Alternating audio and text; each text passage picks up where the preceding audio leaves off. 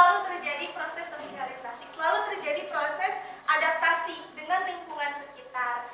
Ini ada ininya ya, gambarnya Tarzan. Teman-teman pasti pernah dengar cerita film atau lihat tentang Tarzan. Oke.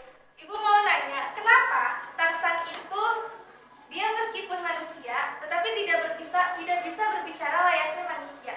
Oh, karena lingkungannya Bu, karena lingkungannya kurang, ntar dulu ya sabar. Karena lingkungannya yang gak membelajarkan dia hal-hal yang berbau dengan manusia. You know lah, Bu ya kan anak yang hutan. Karena dia tidak punya partner untuk berinteraksi. Sabi. Ada lagi? Siapa? Nggak ada. Oke, semuanya betul ya. Jawaban gue sulit. Karena Tarzan itu dari dia misal membuka mata dan melihat dunia, yang dia kenal pertama kali itu kan orang hutan, alam gitu, sehingga bersikapnya itu tidak layaknya manusia. Nah, dan ini secara teoritisnya, karena dengan tidak berinteraksi kita tidak akan mengenal budaya, termasuk budaya itu di dalamnya bahasa kan. Jadi orang yang misal Feby ini lahir di Sunda, ya berarti dia bisa bahasa Sunda. Iso. Ya, dia akan mengenal budaya gitu, di mana tempat dia lahir dan berinteraksi pertama kali. Kemudian kita juga tidak akan tahu nilai dan norma. Boleh Bu, mau nanya? Oke, gimana?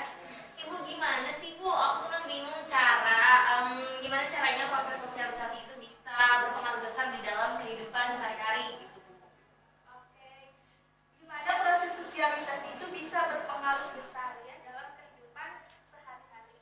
Contohnya ya, ketika kita misalnya punya teman orang-orang ya teman-teman lah ya, teman-teman yang habis-habis gitu kan, yang baik-baik.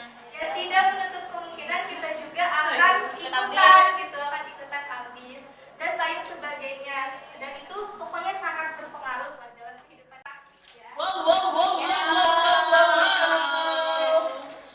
Abang tuh. Coba kalian bayangkan gimana orang menilai kalian. Oh my god. Gimana kalian menurut pandangan orang lain. Kemudian gimana orang lain tuh menilai kalian tuh seperti apa.